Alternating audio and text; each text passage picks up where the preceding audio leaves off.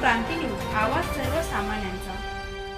नांदुरी कांद्याने भरलेला कंटेनर कातडगाव फाट्याजवळ पलटी, चालक बचावला, वाहतूक काही काळ विस्कळीत। नांदुरी पोलिसांची घटनास्थळी तात्काळ धाव।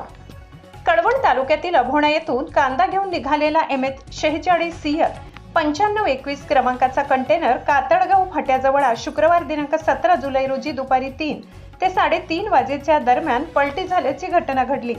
या अपघातात सुदैवाने चालकाला कोणतीही दुखापत झाली नाही, मात्र कंटेनरचे तसेच कांदा मालाचे मोठ्या प्रमाणात नुकसान झाल्याचे प्राथमिक माहितीतून समोर आले आहे।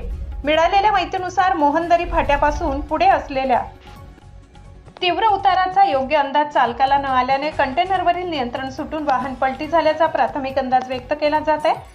अपघाताच्या वेळी समोरून कोणतेही वाहन येत नसल्याने मोठी दुर्घटना टळली आणि चालक सुखरूप बचावला। घटनेची माहिती मिळताच नांदुरी पोलीस ठाण्याचे पोलीस हवालदार योगेश गवडी व पोलीस मित्र तात्काळ भर पावसात घटनास्थळी त्यांनी वाहतूक सुरळीत करण्यासाठी एका बाजूने वाहने सोडत रस्ता मोकळा केला।